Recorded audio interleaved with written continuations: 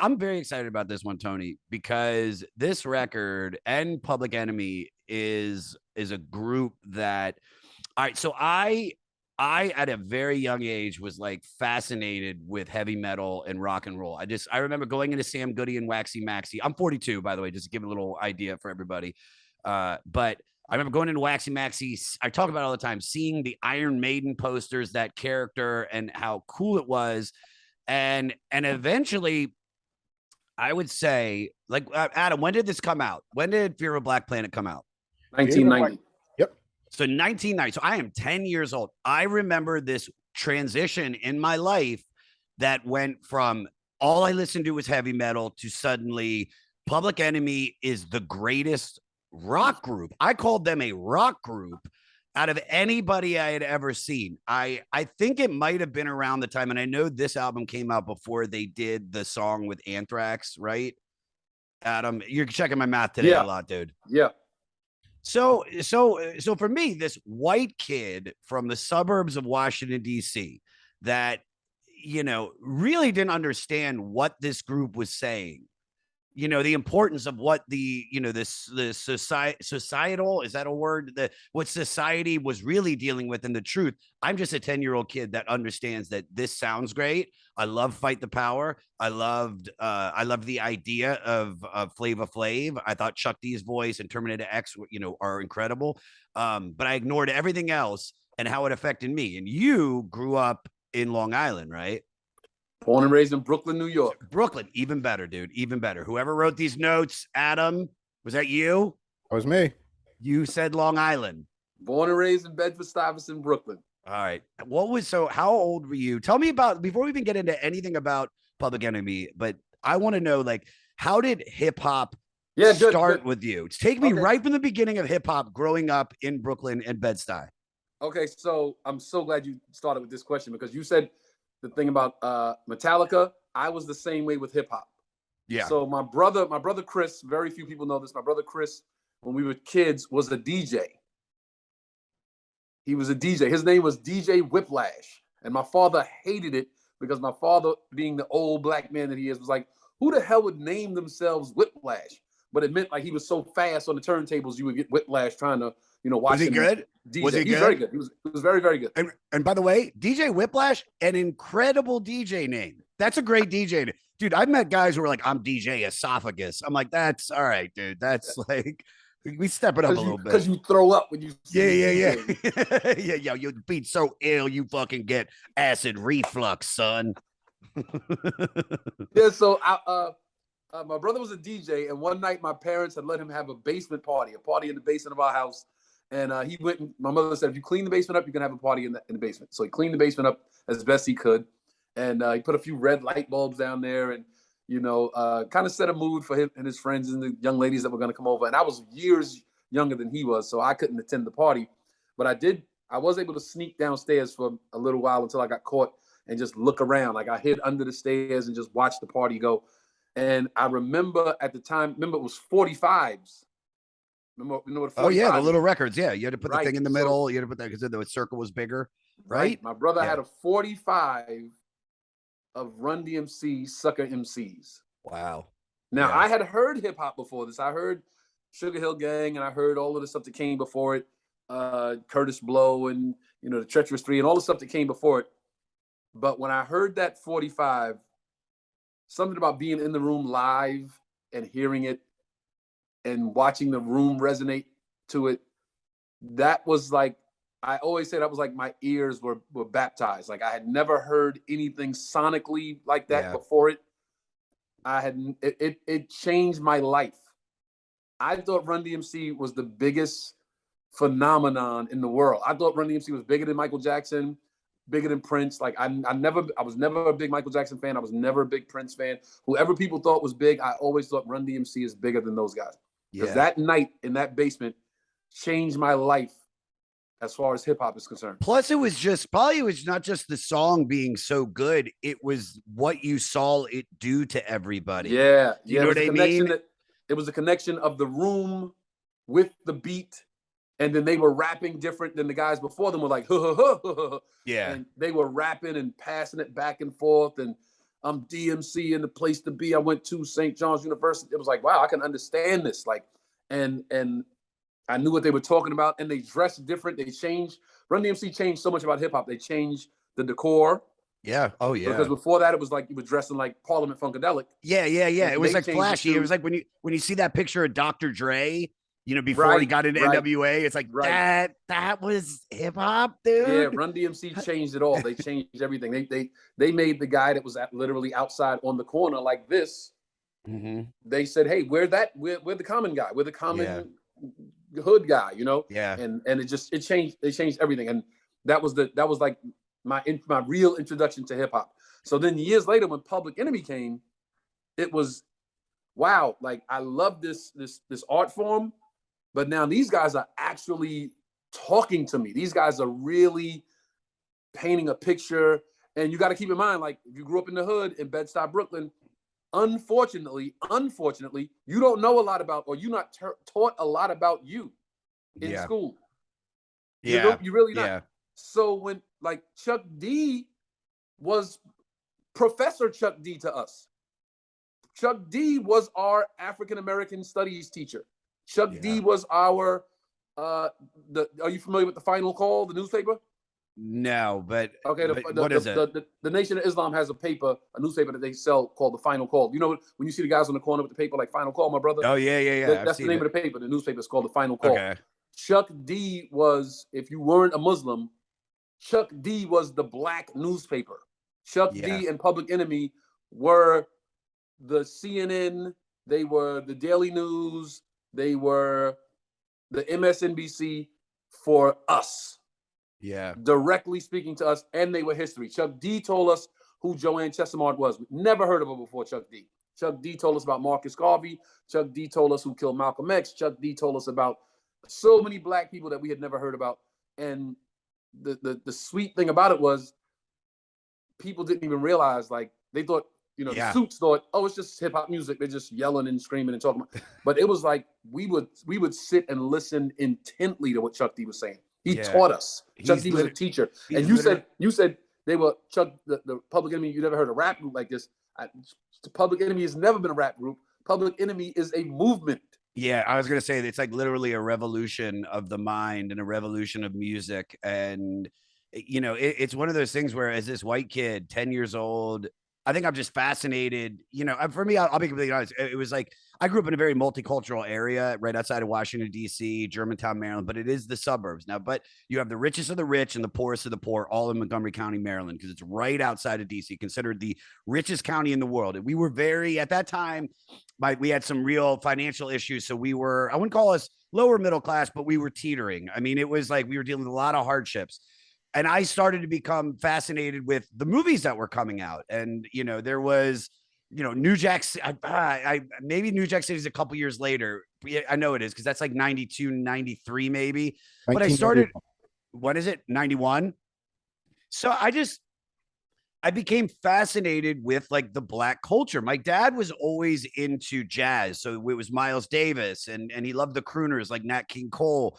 And I loved, just the art, movies. It could be anything from, he loved Shaft, and they had the Shaft, record. And I would listen to that theme like over and over. And I just loved Isaac Hayes. And so I was just being this like white kid. The guys in my school that I thought were really cool were a lot of the black dudes there. Tyron Trammell, Marcus Spalding, Stanley Bendawa, all people that I'm still cool with today, except for Tyron, who passed away shortly after that. But it was like I started getting into sports, and I was just this little white kid that was like, what is like, they had been listening to heavy metal so passionately, and hip hop. I like to say this about what early hip hop is, something like Public Enemy was, especially since I started doing this podcast, Tony, which is like, it's as real as like punk rock. It is like the punk rock of music, especially the early shit around this era, because you're really getting them giving the truth, other than just like, nothing against Run-DMC or some of the guys before that, like, but it's like everything else was just about the party. It was like, we're here to party, we're here to do this. And then you have Public Enemy that's like, this is what the fuck is going on in the world, and if you don't know, now you do. Yeah, yeah. I'm Everybody else was about to party, and then there was one song that was like, "Hey, my brother, my sister, like let's get together and let's make a change." And then they would go back to the party and the drinking and stuff. But Public Enemy was like, "This is our mission statement." so for you, because I love that you said it's a mission statement, and you're hearing this in 1990. How old are you in 1990? 1990. I'm Yeah. 19. You're 19 years old. Okay, so you're 19 years old. You're just about to break into 20. It's really like young adult. Um, how did this really affect you then, and has it changed for the way you feel about it now after re-listening to it? No. I just listen when I got the email like, "Hey, do you want to do this podcast about this Public Enemy album?" I literally took notes. So if you see me look off to the side, I'm looking at my notes Please. Oh because God, dude. I was like, this finally a podcast I really want to be Be a on part of. and not have to talk about the fucking Oscars again. Like I just want to really. Okay, Well, the so next question is, please tell me what happened. I'm kidding. all right, I'm just go ahead, so please. to your point, you said I just want to go back on something you said earlier. You said Miles Davis and your father loved Shaft and the crooners and all that, and the industry was so hard to get into if you were black in any facet, that if you look back at it, it was only the coolest of the cool that got through that door. Yeah. So in acting, Ron O'Neal was the fucking man. Mm-hmm. Superfly. Mm-hmm. Shaft was super cool. Richard Roundtree. You never Coolest. really saw a black person on the screen or in music that wasn't the epitome Of cool. of cool and well kept and well groomed and super talented. Or Tony, what they had to do was they had to clean themselves up for the white people in America, like Sam Cooke. But in actuality, Sam was a fucking that was a rock star, dude. Yes. Live at the Harlem Square Club is one of the most intense live records I've ever heard in my life. And you listen to that and you're like, that's not ain't no much about history. That's fucking a dude like bringing it. Like one of my favorite artists of all time is Otis Redding, and I love the story of him being like, I want to break in. I have to break into the radio, and the only way to really do that is to get to in front of the white people. So he rented out the Whiskey Go-Go and did like 3 nights there for all these white people and just blew their minds. I mean, Wow. they'd never seen anything like that. They'd never seen a guy. I still to this day don't think there's that many performers that ever matched the intensity that he had. And that the same could be said for that feeling that I had when I saw Public Enemy, because I remember getting into Public Enemy right around the same time as 2 Live Crew. And I think I liked 2 Live Crew only because it was sexual and it was like off limits. And that album, which was in a sense, in pop culture, was 10 times bigger and got more press than this record, but we're not talking about 2 Live Crew. That's an afterthought. Nobody gives a fuck about that record anymore and what it did to music. This and what it takes to move a nation, you know what I mean? Those are records that are have stuck around. So going back to that other question, what about now? Like how did you feel about this? Because has society changed? Like, have the things that he spoke about then, has anything actually been accomplished? I know that's a deeper question than I think, but no, well, to answer that question, I talk to a lot of my comic friends. We always, get together and talk about who's writing what bit and, what's going to push the envelope and what's going to be their groundbreaking bit. And a lot of times we delve into race in our material. Yeah. And a lot of the comics that I hang around with, one night we were talking and one of them said that things were better now or something like that. Like made reference to it being better for us now. Yeah. And no, they said made reference to things being better for us now and white people not being as racist as they were. And I said, I don't think white people are any more or less racist than they've ever been. I think, and I was a bunch of black comics I was talking to, I said, I think you Negroes have gotten comfortable. So you got a few TV shows, you got some commercials under your belt, you might have the apartment you want in Studio City, and you got comfortable. And you think that things are better now. And I said, that's why people say woke now, because you were sleeping, now you're woke. I'm not woke. You know why I'm not woke? Because I've never went to sleep. I think white people are exactly as racist as they've always been. Yeah. I don't think anything has changed. I think our dynamic has changed. So now we feel like we're better off. But we're not better off if the world isn't changing. Now to your original question about how this album was just so impactful. Okay, so unfortunately, if you're Black in America, you have that signature incident in your life that showed you exactly how they see us. Yeah. Exactly how they don't care to include us, or exactly how this system doesn't work for us, or exactly how there will be no justice for us. Unfortunately, every Black generation has that. My parents and the elders and the OGs, they probably have Emmett Till, right? Yeah. Or one of the dozens of other incidents that happened. Sure. Yeah. Where they knew exactly who did it, and they brought them to trial, and there was no justice for you. It was like, this guy's going to walk right out of court because fuck you. That's why. Because you won't get justice here. For me and my brothers, it was the murder of Yusuf Hawkins. Who's Yusuf Hawkins? Because a name sounds familiar, but I'm not Thank familiar you with for it. asking. Thank you for asking. Yusuf Hawkins was a young Black man in Brooklyn, New York. He and his friends had there was a paper. There was like a newspaper that used to come out every week that just showed you where the car auctions were in the city, and what cars were being sold where. And we would run around the city like Yusuf. I'll tell you his story first, and then how it correlates. So Sure. Yusuf Hawkins and his friends had the paper, and they wanted to see this car that they wanted to buy, and they went into Bensonhurst, Brooklyn, to look at this car.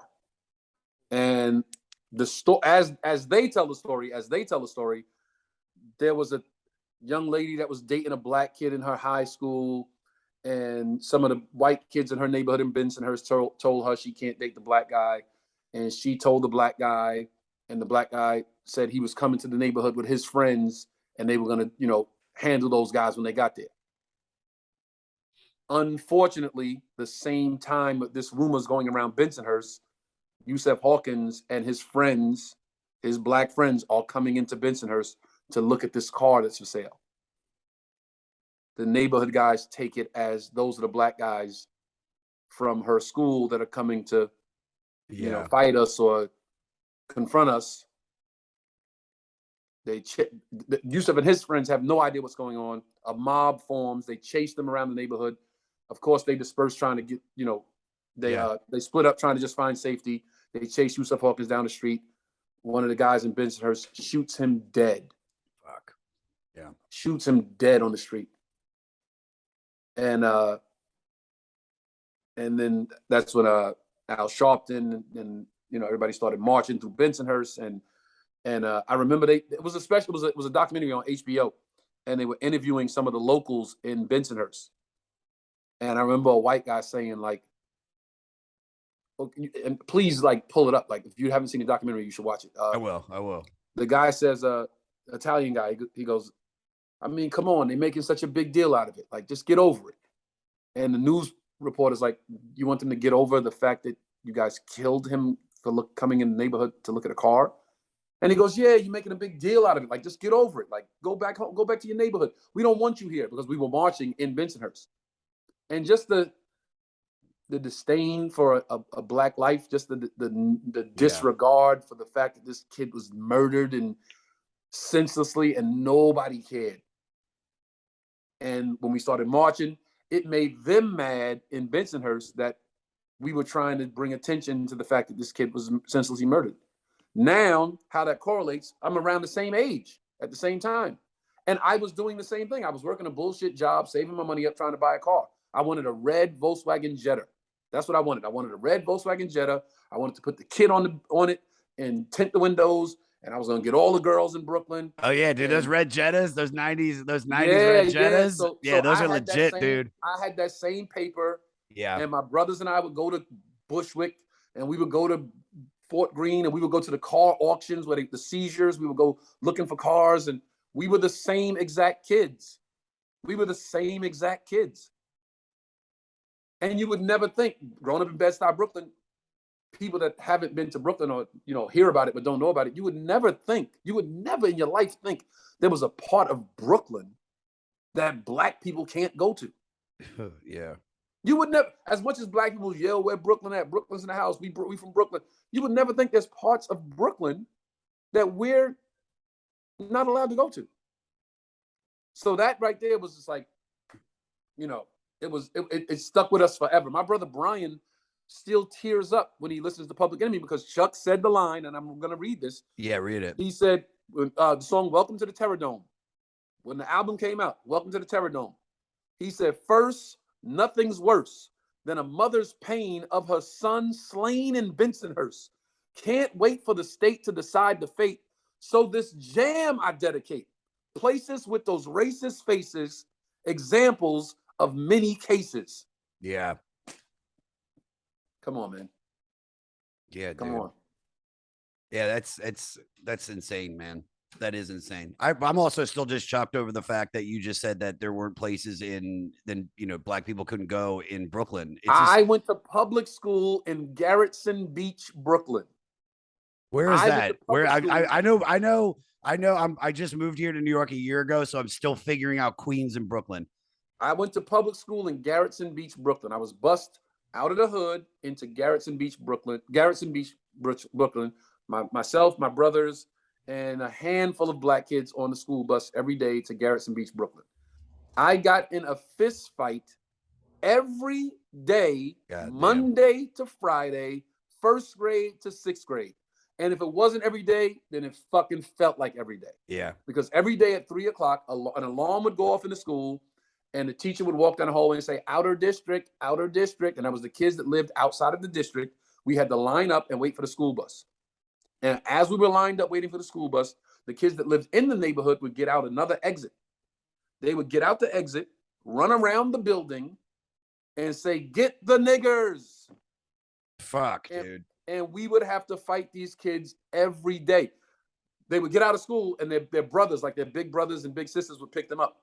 So they would egg them on to fight the black kids.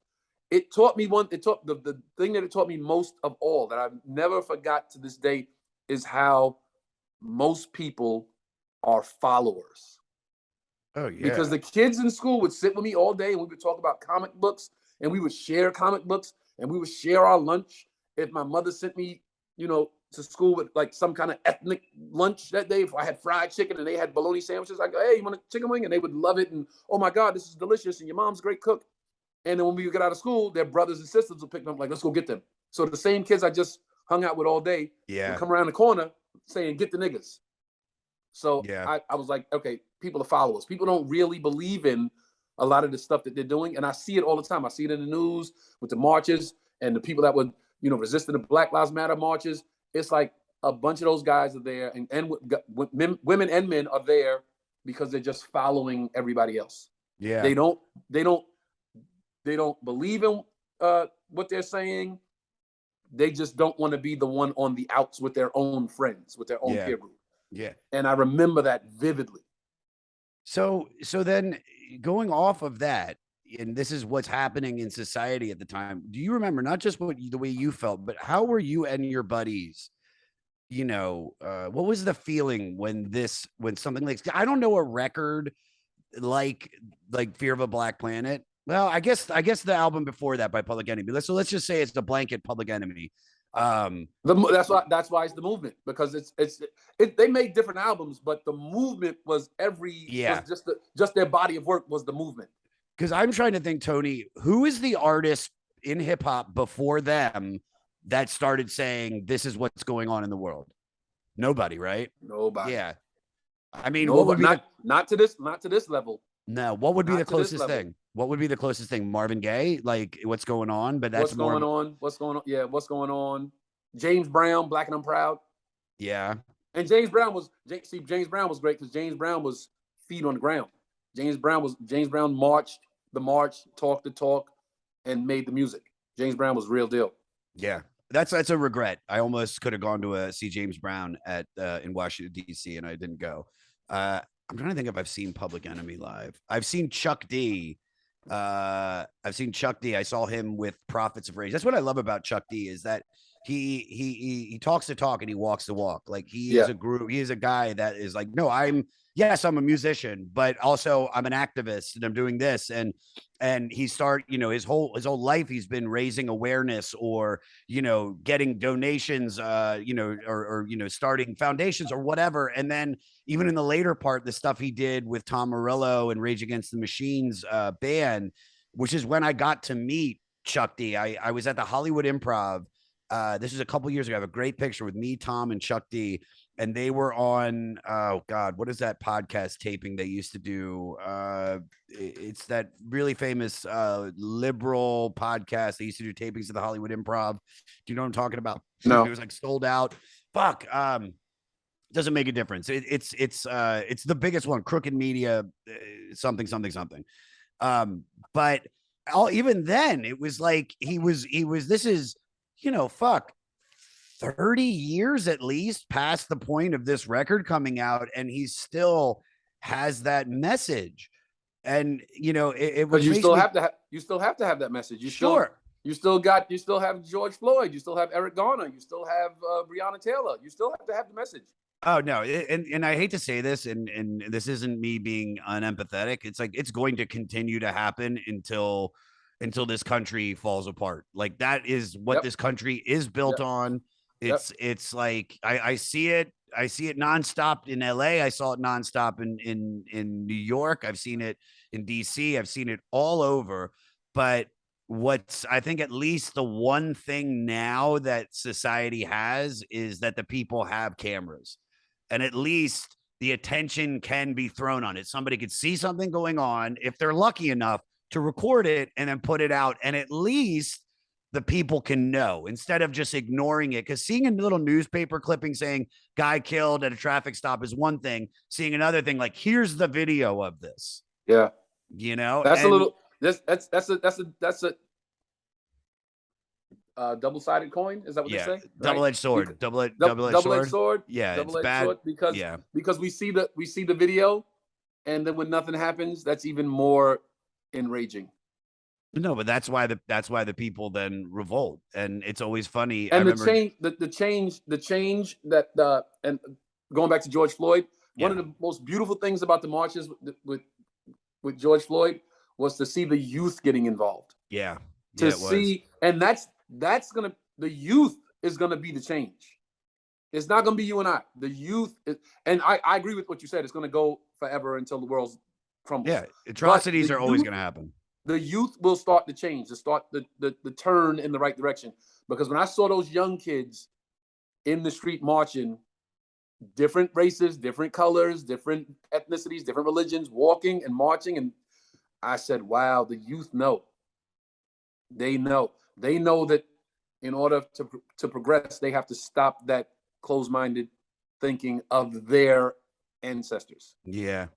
Of their grandfathers and their great-grandfathers. They realize, like, this has to change. Totally. Who do you think as an artist, as another musician, has kind of picked up the torch from Chuck D and Public Enemy and continued kind of this, it could be rock or any music, but I would want to kind of simplify it to hip hop. I'm trying to think. I mean, I can't think of anybody. You know why? Because hip hop makes so much money now. Yeah, and everybody's just in it for the money. And now it's so interesting, the shift in hip hop now. First it was I'm cool. This is how cool I am. Like when it first started, it was like I got a color TV so I can see the Knicks play basketball. Right? Yeah. Then it was a cool guy. Cool guy party starter. Yeah, cool guy party starter. Then it was like a little like I'm tough. I'll take your girl. I'll beat you up. Yeah. Then it was. Because wait, hold on, but not to cut you off. I want to see if I can remember. I'm going to try to play the perfect example of every format that you said. So the first guy is, let's say, Sugar Hill Gang, because that's the party like that. Right. You said the tough guy, take your girl, 100% LL Cool J. Right. 100% LL Cool J. LL Cool J. Then it was LL Cool J, Big Daddy Kane-ish, I guess. Oh yeah. Then it was I'm kind of like a drug dealer, but I can't tell you too much about what I was doing in the streets. I was doing some stuff I shouldn't have been doing in the streets. KRS-One? Is that kind of like KRS-One no, stuff? so look, so it's Cool Guy Party Starter, it's Kind of Tough Guy LL. Then it's a little bit of Black Conscious. It's KRS, it's Public Enemy, it's a little bit NWA, kind of like NWA rides both of the two lines holding the mirror up to society. Because NWA rides right in the middle between conscious and then gangsta, because they are they did start the gangsta hip society with KRS and Public Enemy. Then it's gangster. Then it's drug dealer, and now it's drug addict. Dude, I feel like we left out a whole chunk, because you could also say there was, because in the early 2000s it became party guys again. It's getting hot in here, Mims, you know what I mean? This is why I'm hot. This is why I'm hot. You know, like fucking Chingy. Listen, the drug dealer, party guys will always last, because the drug dealer wants to go to parties. Yeah. And the tough guy that wants to beat you up and take your girl still wants to go to a party. Yeah. And even Black Conscious guys are like, hey, I don't mind a party every now and then. So the party guy's going to last forever. But now it's straight up drug addict. So we went from I'm selling it to I'm using it, I'm on it, and I can't get off. And now that's all. It's like that's all I'm gonna do is be a drug addict. If you went through my mom's medicine cabinet, I'd be like, "There's a song about this pill. There's a song about this pill." Pretty soon they're gonna be like, Lipitor, motherfucking Lipitor, high blood pressure, motherfucking Lipitor. And somebody, if an MC says that, kids are gonna be stealing it from their grandma and grandpa. 100%. I think, you know, I still listen to just as much hip hop as I listen to rock and roll and any other type of music. And I really, LL Cool J in the early stuff, I did not like. Like Run-DMC, I fucking love, because it was the first record I ever bought was Raising Hell. Great album. Still holds up. But like listening to this record now made me really fall back in love with hip hop in the way that I felt, which I've only felt a couple times in hip hop. I've only felt it with Tribe Called Quest. I remember, hearing Scenario for the first time and being like, this is one of the greatest hip hop songs, if not songs I'd ever heard in my life. Yeah. And the way that I felt when I heard Wu-Tang.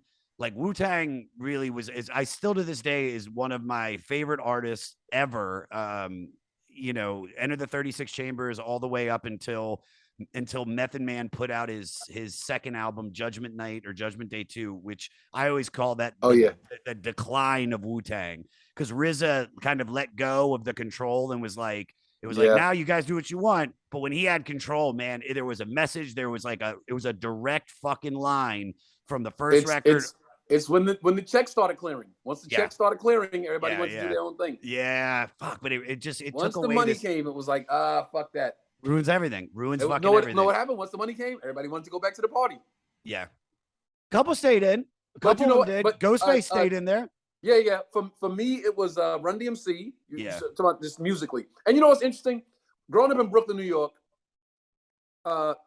music wasn't as segregated then as it is now. Oh, I bet now is so sick. Because, dude, Brooklyn it's like, I was talking to somebody about DC and they were like, well, how would you describe DC? I was like, well, it used to be Chocolate City and now it's the Oreo. So it's like the whites in the middle and all the black people went to the outside because they can't afford it anymore. And Brooklyn, almost the goddamn same thing, right? Oh, no, Brooklyn is absolutely the same thing. But I mean, I'm talking about music wise, like just the radio stations. Like in New York, when I was growing up there, we had Z100, right? It was a radio station. Z100 would play Run-DMC, followed by Madonna, followed by Duran Duran, followed by Bruce Springsteen. Then they would play Salt and Pepper. They would play LL. They would play. It was just music. Yeah. So we growing up, Hall & Oates. My brothers, myself, and my older brothers, we all know any commercial they play a song, we start singing it. When we in a bar and they throw on a song, we start singing it, and our friends are like, how the hell? And I'm like, because at the time, music, the radio station was just music. Now it's hot, whatever, hip hop all day. And then this station is, hey, we only play top 40 or we only play pop music. It was like, damn, why is it more segregated now than it was then?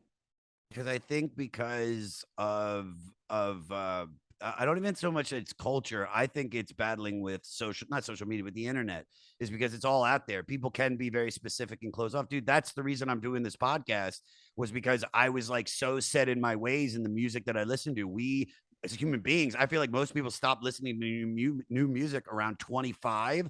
And then you're like, oh, this is what I listen to. I listen to this band and this record and this thing and that. Man. And not you. That's so fucking true. I listen to in my car. I get in my car. I haven't turned the radio on in my car in probably 2 years. No, I plug my phone in. I go on YouTube. I listen to Bobby Brown's second album. I listen to Don't Be Cruel and Bobby. I listen to Guy. I listen to Eric B. and Rakim. Yeah. And I listen to like Puff, Biggie. Yeah. Some 112, some Keith Sweat. Like I'm like, damn, I'm that guy now. I'm the guy that's like, this was the era of my life that was the best, and I'm gonna listen to this era and have a great day. You're everybody. That's everybody. I don't want to hear about you doing drugs and shooting people. I don't want to hear about. I don't want to hear an R&B singer singing about cheating on his girlfriend or fucking the other guy's girl. That's not R&B. I want to hear. I want to hear guys sing that actually like women sing about women. I most people I feel are stuck like that, man. And so, you know, I've always been that kind of person. I had moments, because I remember this. I remember when, God, I might have been in like 7th grade. I was so heavy metal and I was so rock and roll. And then I really started changing to hip hop. And I took all my band t-shirts and all my rock and roll records, the cassettes. And I went over to Ryan McLaughlin's house and I just knocked on his door. And he answered the door. I go, hey, man, these are yours. I'm listening to hip hop from this point on. But it wasn't until like 10th grade where it was like, oh, you can listen to anything, because it was very segregated. But now as internet has come up, it's like you can't compete with Spotify. Spotify's like, or, you know, Dark Lord Spotify, as I'll call them, or fucking Apple Music or Tidal. They are like, this is what you're into, and they will just shove that they're in your head, and they know, man. The algorithm. We dealing with algorithms now. And it's like you listen to two hip hop songs, the next day your algorithm is all hip hop. Dude, check this out, Tony. So there was a weird playlist or something that popped up on my Spotify, and it was like music, you know, from your past. And I mean, I was like, okay, let's see if it knows it. And I put it on, and I put it on shuffle, and it played songs that not only did I love, but I had never played them on my phone. And I'm talking like random shit like right here, right now. This is the only man. Jesus Jones. And then at one point, the one that really got me, it was that one song from the 90s. I don't remember the name. It was Gangsta something that was like, here we go with the juice on the juice and the baggity, bay. 1, 2, 3. Domino. Fuck, dude. I was like, you're in my head. How do you know that? Yeah. But that's how crazy it is. That's Call why. my boys up and crack a 40. Some shit like that. Yeah, Domino. Oh my God. I love it. It's crazy. It scares me. And I get sad when I realize that we sold out Adam to Spotify very early on in making this podcast. Am I right? They are the dark overlords. They are dark overlord Spotify. Once they cut the money off, they can go fuck themselves. This is I'm dealing with something over here. All right, let's talk about let's talk about what makes Public Enemy so special out of the members in the group.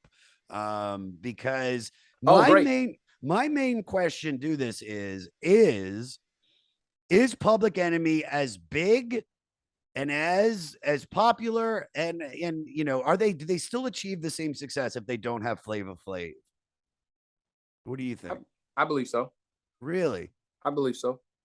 What do you think? What do you think Flav brought that was so?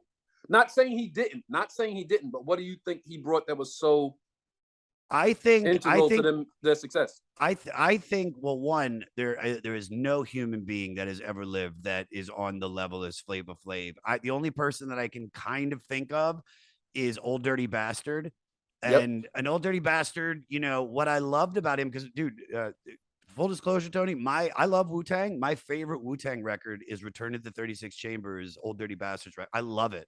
I named my main room show at the Comedy Store Shimmy Shimmy Ya because I couldn't come up with a name, and I love that fucking record, man. And I don't think there's a song that pumps me up more than Shimmy Ya or Brooklyn Zoo or fucking Snakes or anything. Still to this day, best concert I've ever seen, except for the 5 Rage Against the Machine shows I just went to go see this past week in Madison Square Garden.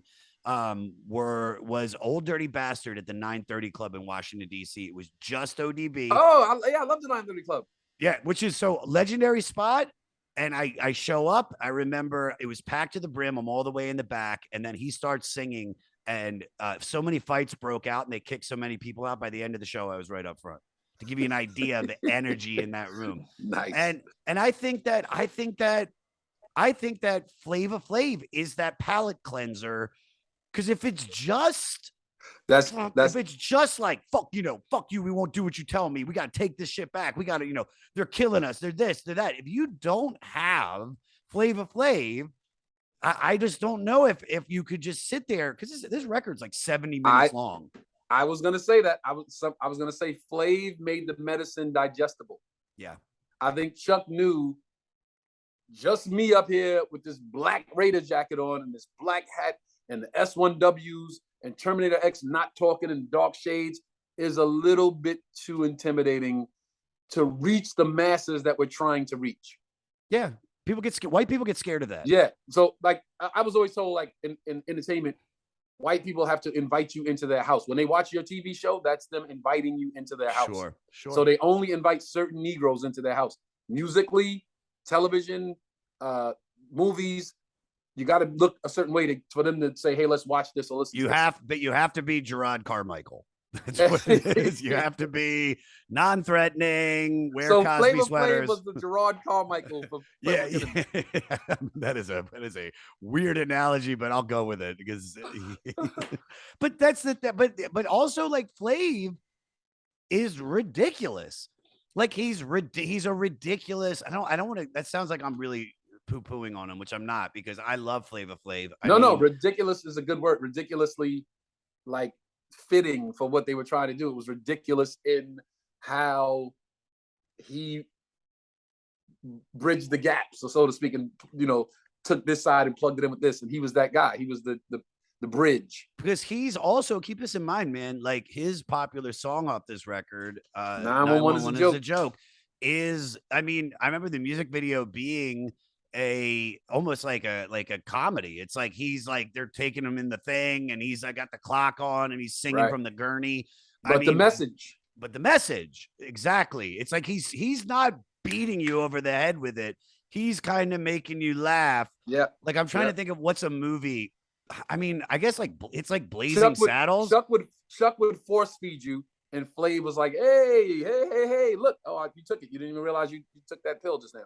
Yeah, I don't like, because look, I think Chuck D is an incredible rapper. I think Terminator X and the Bomb Squad, like, because I want to get to the beats in a second after this. Okay, good. I want to make a point about the beat. Bomb Squad. Please. But because I think those two mergings of Chuck's voice, his message, and then the sound of the beats, which in my opinion is like rock and roll. There's no beats. It's like those weird, like the squeals. Yep, it's like it's the only person that I think has done anything remotely like him or them is DJ Muggs from Cypress Hill, who took those weird noises.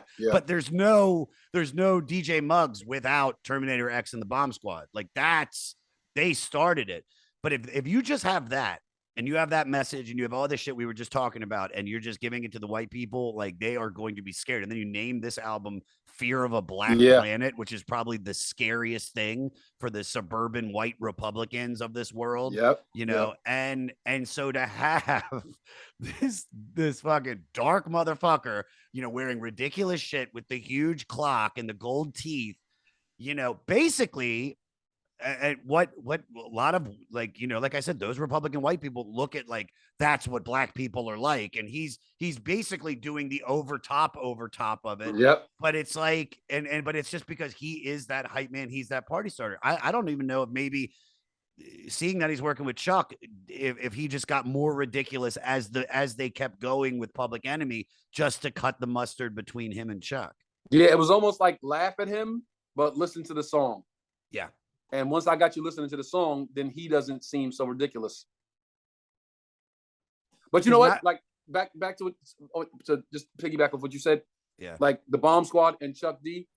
There's probably a few. You probably can name some others, but sometimes in music, a producer or will come together with an artist, and they just make something timeless. Yeah. Quincy Jones and Michael Jackson. Sure. 100%. Dre and Snoop. Sure. Bomb Squad, Chuck D. Bomb Squad, Public Enemy. They just came together, and the Bomb Squad, people don't know. Now, this is just hip hop culture. This is just hip hop history right here. So when Ice Cube left NWA, this is before the East Coast West Coast bullshit. Mm-hmm. Ice Cube left NWA. He came west. I mean, he came east. Sorry, he came east and worked with the Bomb Squad. So I believe those first two albums were Bomb Squad beats. Okay. It was incredible. Was it America's Most Wanted, right? America's Nightmare. No, I thought it was America, but it was like KKK, America's Most Wanted. Adam, stop staring at us and check the math, bro. That's what see that dude above us? That's what he's supposed to be doing. Do a little scoodle, dude. Find out the shit for us. Are you mad at me, Adam? I'm not mad at you. So you know what it is sometimes you'll ask for a random. I put together a 6-7 page outline for every episode we do, Tony, and he almost will inevitably ask something that is never covered on the outline. Never covered. Because I'm in the conversation, dude. I'm having a time, man. I just wanted to make a point that Ice Cube came east after he left NWA. Ice Cube came east. He worked with the Bomb Squad. He had 2 great albums with the Bomb Squad, several hits.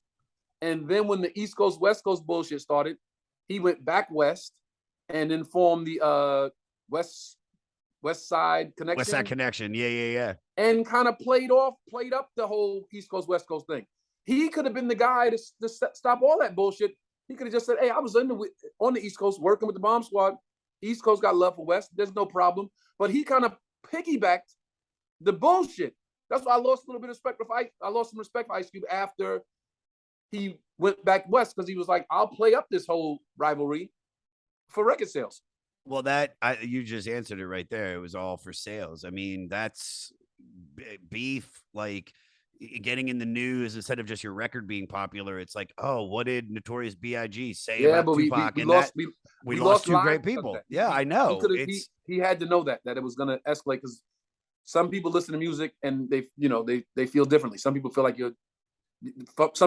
they're fucking sleeper cells, and you just turn them on. No, you're right. I mean, that's what's happening in society right now. Is the politicians are all saying all this shit, and they're right, and they don't realize they're just doing sound bites for Fox News. But in reality, there's a guy watching Fox News and a woman watching MSNBC. Like, oh my God, they're trying to take away this, and then the other guy's like, they're trying to take away this. I've got to do up. And then they go to the FBI building in one of our cities with guns, and they're like, it's the power of word is from a person on television. Hold on 1 second. I have to go to my front door. Go ahead. Go. What should we? What else? Great job. I was just. I know we're breaking balls. I know. What do you think I need to cover? Like, because I'm just having fun talking to him. We're at 51. I want to wrap this up in the next 10, 15. Yeah, I mean, I think the discussion that's going on is more. I mean, if you wanted to go into a couple of tracks, I mean, you already talked about 911 as a joke. Welcome to the Terror Dome. We talked about, I mean, I think just keep doing what you're doing. All right, because it's good. It's great. I want to. Like the Power would be one song maybe I would dive into a little bit, but yeah. Also, I'm talking to. So talking to. Look who I'm talking to. Hi. Say hi. Say hi. Say hi. Oh. You're like. How does he feel about No. Public Enemy? Yeah, he loves him. He's- He loves him. I feel like we got to talk about some of the songs that are on this record. Oh, yeah. This album comes in at 63 minutes. This is the third record by Public Enemy. Layered samples that kind of got popularized. Wait, Adam, did Paul's Boutique come out before Fear the Black Planet, or did Fear the Black Planet come out before Paul's Boutique? I think Paul's Boutique was first. Paul's Boutique was first. That came out in July of 1989, so a little bit before that. So the best way to describe the Bomb Squad is they're known for their dense, distinct, innovative production styles, using often utilizing dozens of samples just on one track. I mean, it sounds like organized confusion. It's just like it's such a mess, but it fucking It was works. hip hop. It was hip hop's version of I guess heavy metal. Yeah, that's why I keep saying it. This is rock and roll, man. This isn't a hip hop record that you use. If you listen to this record and you listen to, I don't know what else came out. Adam, would you find out the other records that were coming out in 1990 hip hop wise? Because I'm very, very curious to see what else is being made. All right, this is our. Was this around the same time as the the backpack movement? I don't know what what do you mean backpack movement? Tribe Called Quest. Jungle Brothers. Moni Love, Queen Latifah. Yeah, I think so. I want to say yes. They actually had what they called themselves. It was a name. Is that what the Soul Aquarius? That's the more like later. That's like the Roots, D'Angelo. I think Q-Tip's in that. Common. That was like all those like neo soul hip hop artists. Okay. You know what I mean? That was what what Q-Tip and Tribe kind of started, and then like the Roots and Common and all them and Erykah Badu kind of took it and went on with it. But I want to know what else was being released this year. So what else? So the other albums, the other big albums, you got a Tribe Called Quest, People's Instinctive Travels, and yeah. You got Eric B. and Rakim's Let the Rhythm Hit 'Em. You got Mama Said Knock You Out by LL Cool J. Great album. What else? What other big ones am I looking at here? Kill It Will, Ice Cube, Taste of Chocolate, Big Daddy Kane. These are all like 1990.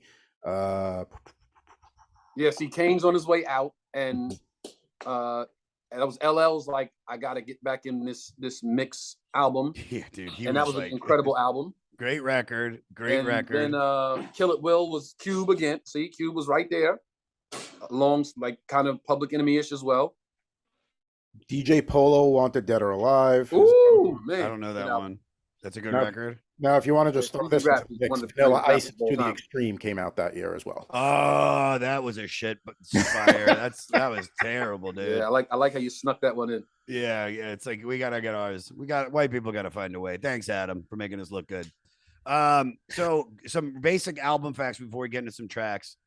Excuse me. This is the first of two times we're going to be talking about Public Enemy on the 500. The next time won't be until the year 2027. If we get that far, but God willing, that when we do, It Takes a Nation of Millions to Hold Us Back. That came in at number 48. But I don't know if you know this, in 2020, we're doing the 2012 list, written by old white people. In 2020, during the summer of social justice, they did a new list, which is much more like broader in the people that they asked. And so Fear of a Black Planet rose to number 176. Right now, it's what, 300? Adam, we're at 300. 302. 302. Oh, we're almost there. So it rose to 176 on the 2020 re-rank. It's 126 spots. It Takes a Nation jumped 33 spots to 15. In 2005, the Library of Congress added this album to the National Recording Registry, which is a big deal, which means it's bigger that's huge. People are going to listen to this album, you said 20 years. People are going to listen to this album 50 years from now. 100 years. Get a sense of what was going on in America at the time. Yeah. Well, they're going to be like, wait, what was America? And you're like, oh, it was this country that existed. Right. Now we're going to be in tribes. We're going to be eating each other. That's why I do CrossFit, bro, because I'm trying to survive the apocalypse when that shit comes. Because let me tell you guys, the fact that I can do 100, I can do 100. Global warming is going to kill us all before anything else. Dude. Just live your Yeah. life, and one day it's just gonna just burst into flames and we'll all be gone. Yeah, no, you're not wrong. All right, let's talk about the hits. We already mentioned 911 as a joke. You got Flav solo. Welcome to the Terror Dome. Welcome to the Terror Dome. Boy, by the way, I just found out this is real. Adam, is this real that 911 as a joke was covered in 1995 by Duran Duran on their Thank You album? Is that true? I'll double check, but And can you play a little bit if you find clearly it? not on the 6 pages that he No, it's right there, dude. It's right there. I'm looking at the 6 page. I'm looking at page 2. This is page 2, bruh. All right. So, and then Faith No More used to cover a snippet of it during the 1990 tour. Welcome to the Terror Dome. The controversial song references the murder. Here it is. Yeah, Yusuf Hawkins and the 1989 riots and the 1999 riots in Virginia Beach criticizes Jewish leaders who protested Public Enemy in response to Professor Griff's anti-Semitic remarks. Speaking of that, like, can I? Yeah, please, because I feel like we got to talk about that because it was such a. It's like, you know, look, I am Jewish, but I'm more the ish. Like I grew up in a Jewish household. I am so ish. Like I didn't know that. I always forget that it's a holiday. I'm like, oh shit, I'm not supposed to be eating what today? All right, never mind. But it's like, how do you think that felt? Not it felt, but how do you think that affected the group's performance? Everything. So, what are your thoughts on that? If you know this controversy, Public Enemy was cancel culture before there was even a thing. Professor Griff was, again, now look, you're talking to me. This is not a rap group. This is a movement. Yeah. So a rap group was not losing a member. A movement was losing a soldier. Yeah. Professor Griff is the leader of the S1Ws. Right? This is right after their biggest hit, Fight the Power. And now they got this controversy. So Griff is in trouble, and it's either like, do we pack it all up and we out of here, or what do? We got to keep it going. Right? And Chuck comes again with a little payback through his lyrics. Ready?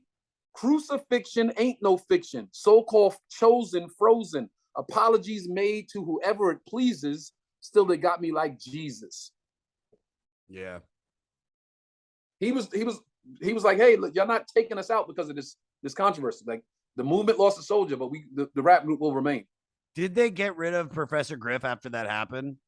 He kind of, yeah. I feel like I remember. And then I think he made an album after that or something. Like he made a few songs after that. Adam, you have the fact in here, but can you summarize it of what they did with Professor Griff? Do you remember? I think it was one of those situations where he wasn't like fired or anything like that, but you know, like sometimes you've been reassigned. You know, you're not as involved. You're still kind of. I think he was kicked out for a little bit, quote unquote, but then was kind of back in. So. Yeah. We'll call it a suspension. You don't have to come to work for the rest of the year. Like an in-school suspension almost. Yeah, you're gonna pay you, but just stay over there. All right. I guess we gotta mention Brothers Gotta Work It Out.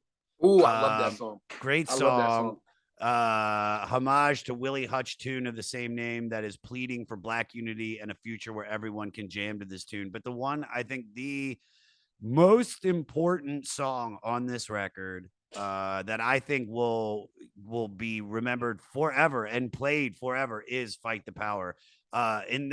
This was ranked at the number 2 greatest song of the 2021 Rolling Stone magazine list of the 500 greatest songs of all time. Aretha Franklin's Respect took the top spot, while Sam Cooke's A Change Is Gonna Come rounds out number 3. A different version of the song appeared in the soundtrack. All uplifting songs. Yeah, that's what I'm saying, is all uplifting. But this one, I mean, I think A Change Gonna Come is like one of the most beautiful songs ever written, on top of the fact that it has a message. It's just such a great song, his voice, everything. But there is, like, you can feel the fucking anger in Fight the Power. Like, dude, he literally calls Elvis racist, John Wayne racist. I mean, it's Chuck D said the inspiration for the song came to him. Already I'm hyped because I'm amped. Most of my heroes don't appear on no stamp. Exactly. I mean, this is the most quotable song on the record. I mean, when you hear it, Don't worry, be happy was the #1 jam. Damn, if I say it, you could slap me right here. do you want to hear something funny? Not to get, this is getting off topic, but it's still on topic because you just mentioned Bobby McFerrin. You met Bobby McFerrin. No. I wish, dude. He fucking rules, dude. But I went to all 5 nights. I can't stop talking about going to see Rage Against the Machine. It was 5 of the best shows I've ever seen in my life in Madison Square Garden, all with messages, all. I mean, like literally, like I got out of it being like, I want to do something to help change the world. I don't know what to do, but there's injustices going on. I want to help. And for an hour and a half, Tony, it is just, they don't talk to you. They just play, freedom, killing in the name of, fuck you, I won't do what you tell me, just beat your head for an hour and a half. And then they say goodnight. And I mean, the crowd going nuts, and the band is going nuts. And then it shows you on the message on the board behind them. It says how much money they raised during these 5 nights at Madison Square Garden, which is well over $1 million. Wow.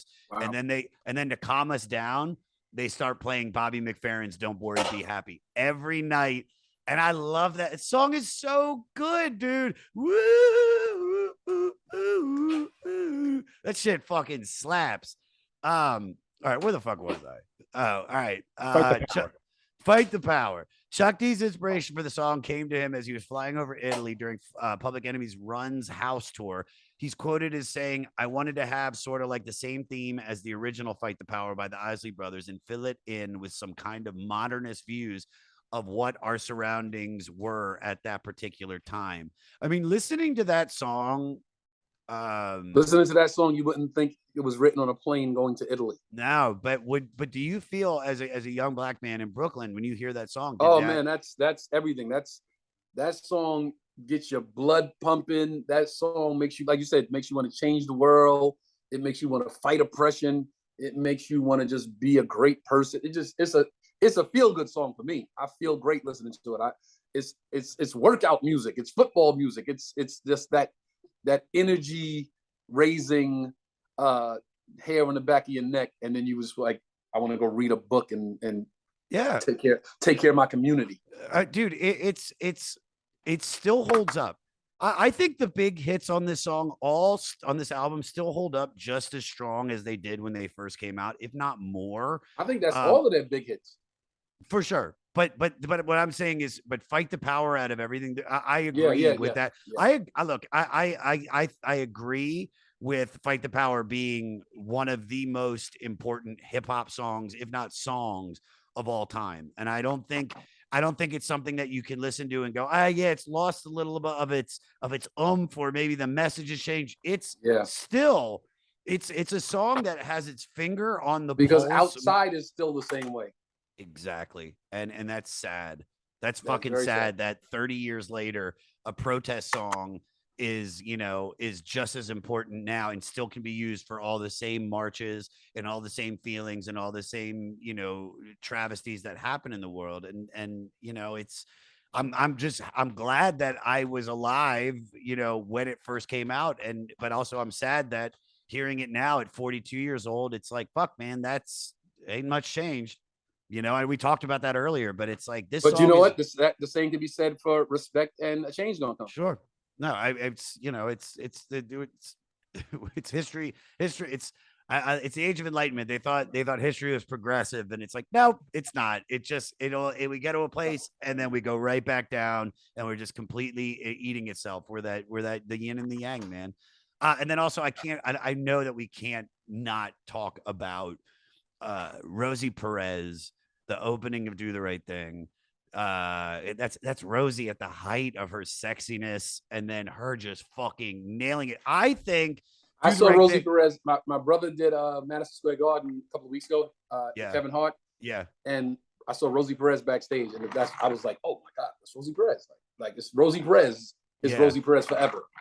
And she said, "How you doing, Tony?" Yeah. She said, "Hey, Tony." I was like, "Wow, that's Rosie Perez." That's fucking Rosie Perez, dude, and she kills it. I don't know if Do the Right Thing, even like hits you the same way as a movie if they don't open it the way that they open it. It's all of that lightning is in one bottle. Yes. Yeah. 100%. It's not the same without Public Enemy. 100%. Is there? Hold on. Is there a nice little blurb about this, Adam? You said the soundtrack before appearing on this album was conceived at the request. Oh, so that they wanted a different version of the song. It was conceived at the request of Spike Lee, the world's biggest Knicks fan. Said in an interview, I wanted it to be defiant. I wanted it to be angry. I wanted it to be very rhythmic. I thought right away of Public Enemy. Yeah, people always talk about now. But you know what? There was that movie that came out in the year that Brokeback came out. I think it was like 2005. Called Crash, and it won the Oscar for Best Picture. And it was great movie. Really, I thought I just was like Terrence Howard, Ludacris, but it just didn't.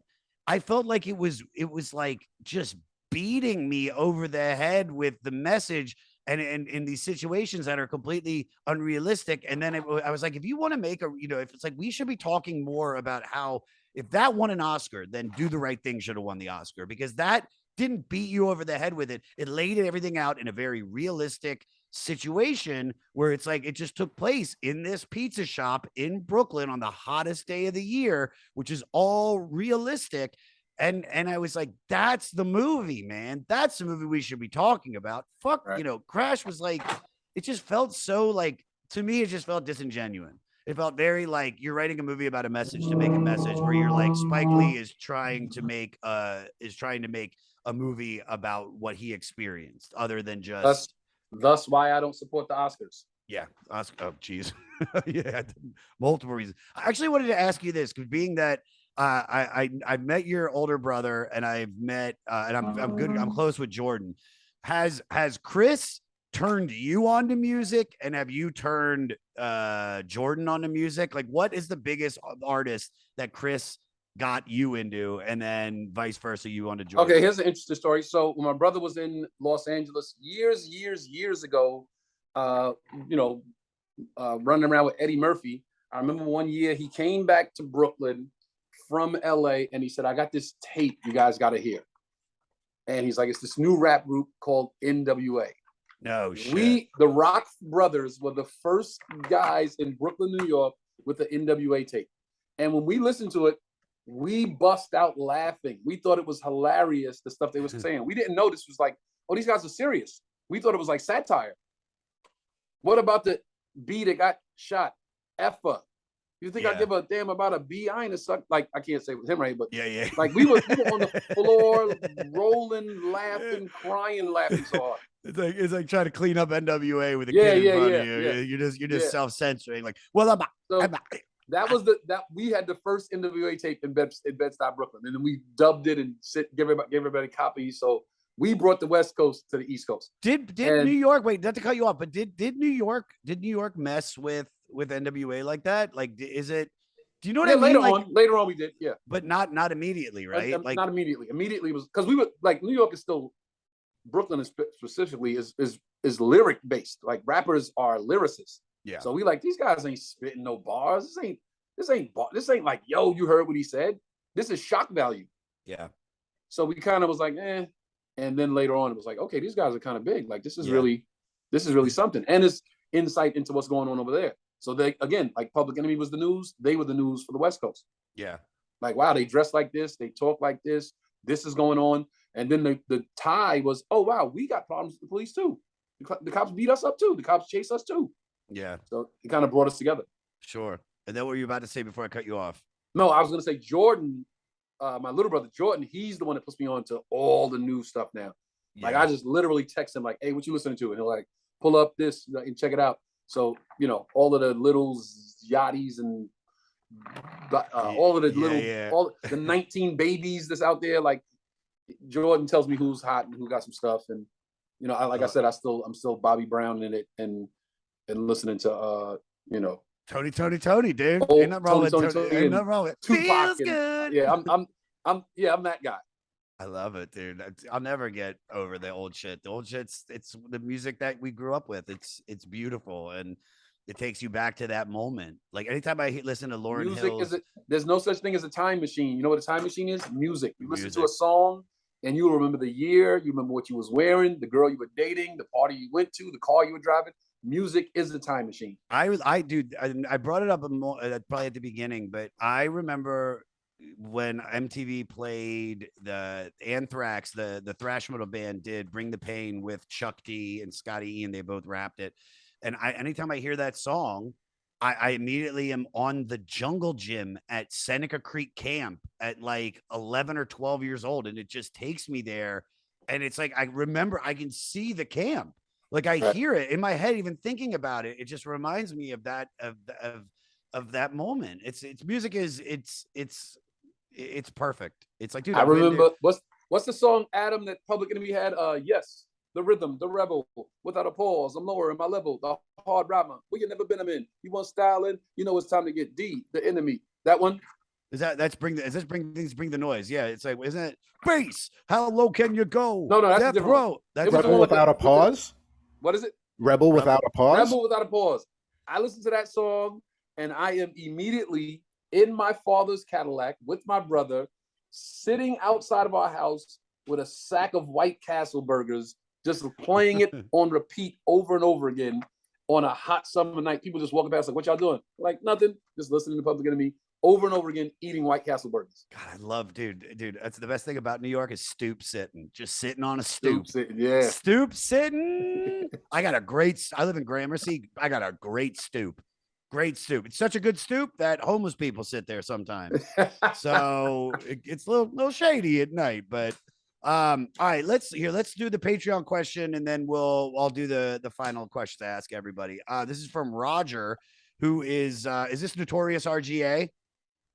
I believe so, yes. Roger rules, dude.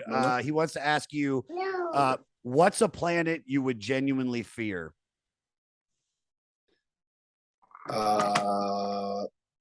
What's a planet? A planet of cops. Just all cops. All cops. I mean, that would suck balls, dude. Planet of the Apes is kind of scary too now. Yeah, but I feel like if it depends on what Planet of the Apes we're talking about. We're talking about the old movies or the new movies. New movies, I'm fear for my life. The old movies, I feel like I can knock any of those motherfuckers out. The new ones, yeah. Right? I'm like, dude, it's like they're all like 60-year-old monkeys. I could take Dr. Zayas in a easy in a what was he wearing in a romper? He was dressed like Obi-Wan Kenobi. Yeah, that old Dr. Zayas, I could take him. Yeah, fuck Zayas. I think, what planet am I afraid of? You know what I'm afraid of? I mean this. I'm afraid of a far left planet more than I think I'm afraid of a far right planet. I think like, and only because of what we do for a living.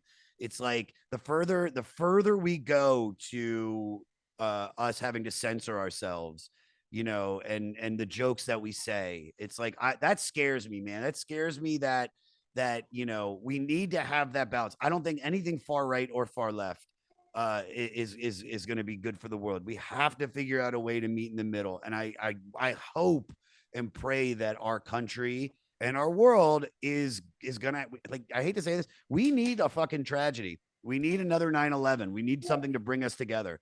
It's the Watchmen, dude. Like, it's the only thing that's going to stop us from killing but ourselves. then after 9/11, and everybody started pointing fingers, and so it brought us together, but then it tore us apart again. Yeah, but you know what I mean? Like fucking like an alien attack. We need like an alien attack, like just to take out like Nebraska, not like some place that we need. Take out one of the Dakotas. Why do we have two? Yeah, fuck that, dude. North can go. North can go. I know I said that like I'm from Philadelphia. North can go. It can go. All right, I'm gonna ask you these questions. I ask every guest this, dude. Tony, I'd love to have you back on this. Absolutely. This was great. All Thanks right, my pleasure. All right, favorite song on the record. Welcome to the Terror Dome. Welcome to the Terror Dome. I am gonna say, you know what? I think I'm gonna go with the opening, not the opening track, but the opening with, what's it called? Brother's Gonna Work It Out. I love Brother's Gonna Work It Out. But then my second question is, what do you think is the most important song on this record? And I think that would have probably been my favorite, second favorite, Brother's Gonna Work It Out, because I remember around the time, I think my pops had passed that year, and my family was just, you know, in shambles. And I remember I would listen to that song every day because I felt like all of the brothers were gonna just come together and work it out. So every morning I would play Brother's Gonna Work It Out. I just think it's like, when I listen to it, like I could say my top three I mean, I 911 as a joke is like a Gitchy song. I don't think it's a bad song. I do like it, but it's not like I listen to it, but I could skip over it as well. But Brother's Gonna Work It Out, Welcome to the Terror Dome, and Fight the Power are three songs that like Yeah. I make this playlist that I take all my favorite. I always try to pick one song off each record that I've listened to on this podcast and put it on a playlist. And for this, I was like, I can't decide. They're all three of those I think are just But if you equally got as to pick one, important. and I think that was your second question, was the most important song? Yeah, It's got to be Fight the Power. it's got to be Fight the Power. It's gotta be Fight the Without Power. a doubt. It's I think for us, it's so easy to answer that. And Adam, this is the first time I've asked it, and I was like saying to myself, I was like, that's a better question on top of what's your favorite song? Because your favorite song is not generally the most important song. What we take from this record and what song you think is the one that lives on. All right, now this is a different one, and it's a loaded question. So I can phrase it in two ways. The way I used to say it was, what's your least favorite song on the record? But in actuality, it's just when it's a record we love, what song do you tend to skip over? What's the last? I think it's the second to last song on the album. What's the name of that? What's that Let me one? look. I'm pulling it up right What's now. the second to last and the last? Second to last would be Final Count of the Collision Between Us and the Dam, but then before that would be number 18. That's number 20. War number at 33 and a third. Now that you're talking to that final song on the record is Fight the Power. Final Yeah, count of the collision. I think it's the War at 23 and a third. I think 33 and a third. Yeah. There's some filler. I'm not gonna call it filler, but you know, hip hop was always known to having like sketches and shit. You know, and there's some that I love. I love the incident at 66.6 FM where they're talking about, you know, I am so offended that they were and you're just like, I love that kind of stuff. But you know, I think there's some stuff that there's some real short stuff, Meet G that killed me, or like even Reggie Jacks, and even Final Count of the Collision. I'm just like, you know, I want to get to Fight the Power more than I just want to hear those songs. I think that's two things. It's one that sometimes you just want to get to a song you want to get to. I just want to get to it. But this is also the era of the tapes. So I think a lot of rappers or a lot of artists would make the A side the side.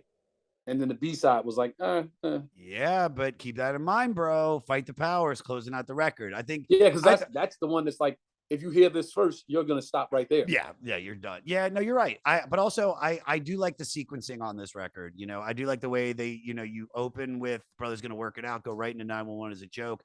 Then, you know, a couple songs later, Welcome to the Terror Dome, Polly Want a Cracker. You know, Burn Hollywood Burn is fucking phenomenal. There's a lot, and it just, you know, Fear of a Black Planet, and you can go all the way down, and then you have to end it with Fight the Power because it's like, you know, bringing it back to Rage Against the Machine because I'm obsessed. They ended that first record with Freedom, and that scream that he does at the end when he's singing Freedom is so fucking powerful that even though they ended the concert with Killing in the Name of, but Freedom is like, that's, man, it's like, it sticks with me, dude. You know, I'm going to see. There's something to be said about great sequencing to an album. Oh, it's the most important thing. Dude, if a song is out of place on the record, it ruins the vibe. But if you have to skip 2 or 3 songs to get to the next one, it's like, you know what? I don't want to do this. Exactly. It's all about the way you lay it out. And I think opening with Brother's Gonna Work It Out, and then Fight the Power. I mean, this album takes you on a journey, and you know, of what is going on in society in 1990, and unfortunately, like we said, continues today. All right, this is my favorite question because I don't know if the answer to this. All right, it's a 2-part question. Is this a fuckable album? And if you have a sex music playlist, what song are you pulling from this to fuck to? You got to pull one. This is not a fuckable album. No, not at all. And if I had to pull this, wait, do I have to pull one? You got to pull one. Ooh.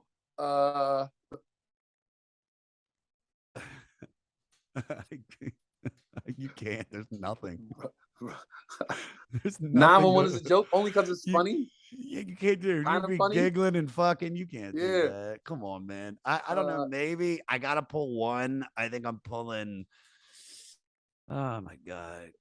Maybe After Sex, I'm putting on Can't Do Nothing For You, Man. She's like, can I give me an Uber? I can't do nothing for you, man. I can't do nothing for you. There's not. This Flavor isn't a Flav got problems of his own. yeah, dude. This is not. You know, Adam. What do you think? What would you fuck Nah. to? I ain't fucking anything on this. Okay. There's just All nothing right. that's putting. There's nothing that's either establishing a mood, furthering a mood. It's Yeah. no. All right. You know what? I think we finally got stumped in the 200 and some odd episodes we've done. I've always been able to pull one, but if I gotta fuck to one, I'm fucking to I can't. Burn Hollywood Burn. I don't know because Big Daddy Kane's on it. I don't know. He did the Madonna sex book. I don't know. All right. Last question, Tony. What would be your elevator pitch to get somebody that's not listened to this record to listen to this record? What's your elevator pitch to get them to listen? Whoo. Oh man. My elevator pitch would be you have to listen to this album. This album in 2022 takes you back to 1990. If you want to hear what 1990 sounded like, what was going on in 1990, what the anger was, and what we were talking about, what we were mad about, what we were laughing at, what we were doing, this is the album for you to listen to. This is 1990 in musical form. 100%. 100%. Promote away, buddy. Anything you want to promote? Tony Rock and Jordan Rock are at the Washington, D.C. Improv starting tomorrow night. Nice. We are there through Sunday. I believe all shows are sold out as of right now. I think there might be one that's not sold out.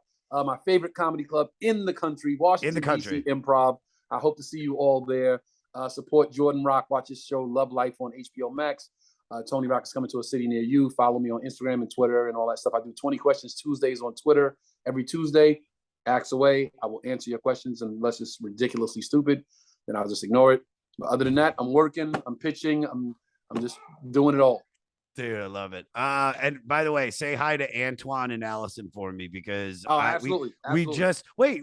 You were supposed to do the fucking anniversary show with us. Can I tell you? I was supposed to do it, and I was going to do a song with DMC. I was going to do a Run-DMC song with DMC. I remember. I couldn't get in touch with him. I couldn't find him. I don't know him personally. I would have just called, but I had to call this person to get in touch with this person to get in touch with this person. I couldn't get him in time. I'm so upset that I didn't get to do it. Dude, but you should have just come anyway, and we would have fucking partied, bro. It was it was in because 930 Club. We talked about that. Was such an important place for me. I hate that I missed it. It was great. We'll do it again. We're gonna do it again, and we'll party again. Okay. So, dude, go see him in DC. Go see him.